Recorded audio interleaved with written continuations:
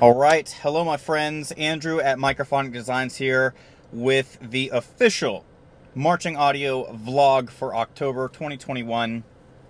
I literally just picked up the micro SD card for my new Zoom Q2N video recorder. Really been wanting to do this for a while, just now got the new video recorder, and I am so excited to just get this up and going in the car here. So hopefully the gain is all right. I'm trying this out for the first time. It is currently Monday, October 4th, and it is, what time is it? About 4:30 in the afternoon, so we need to get going.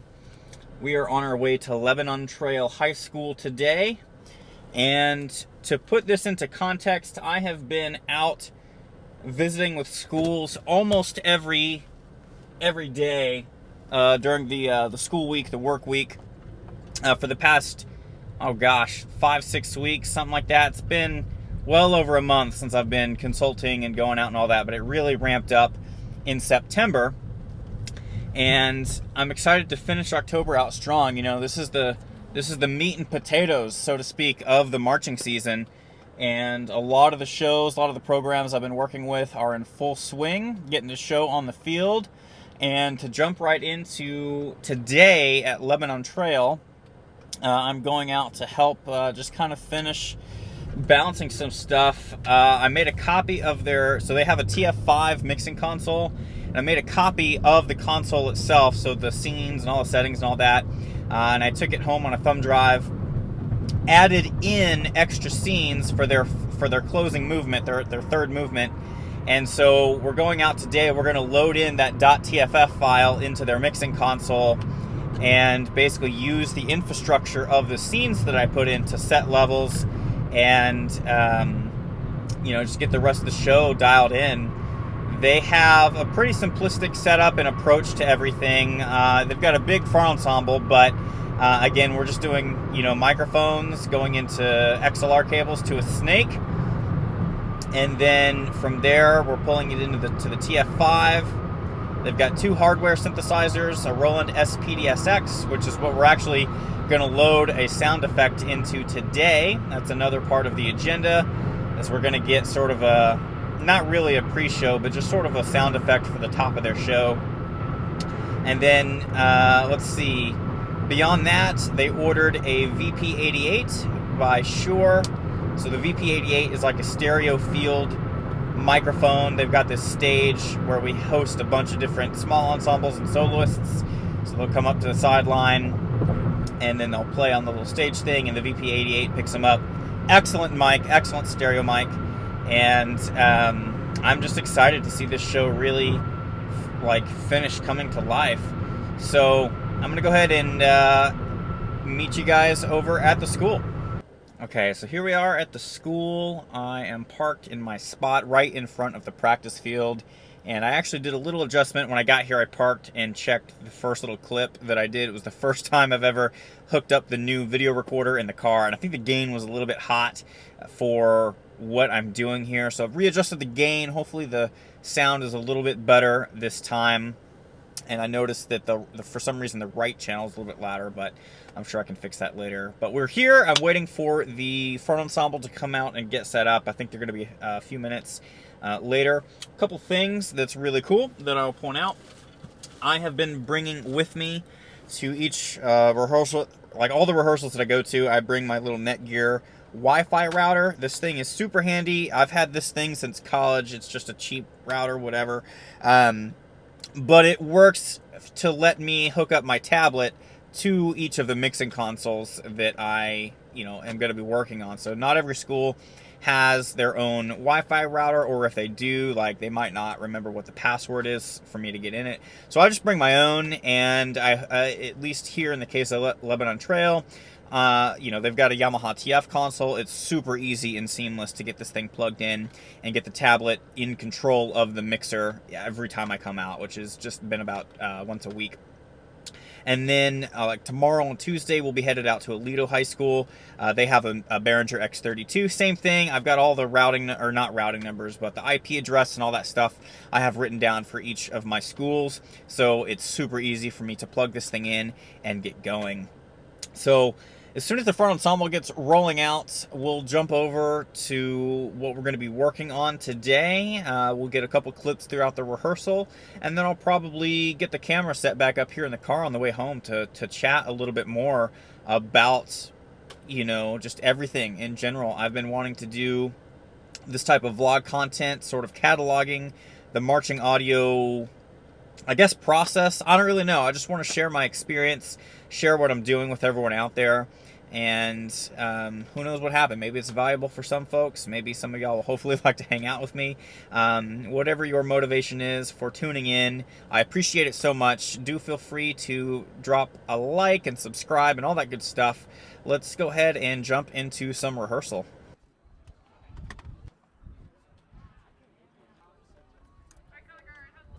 So we took out the TF1. We're gonna put the sampler pad, the SPD SX, I think it is, right here. Okay. And so probably we did a little sound file, like, you know how in the beginning of the show they hold down the string sound. So I guess when they do, at some point during that sustained note, we'll have one of you guys trigger the sound effect, and it'll basically kind of introduce the show. It's just like some Tweety Bird sounds.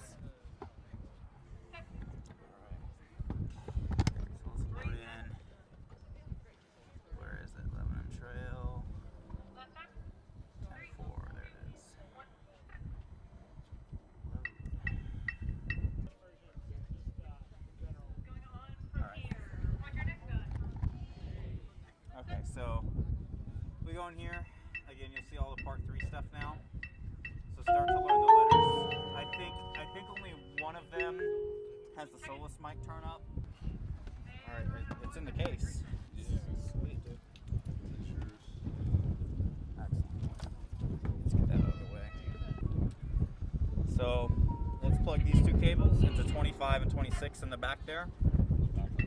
Yeah, and you may have to unplug 2 of them, that's fine.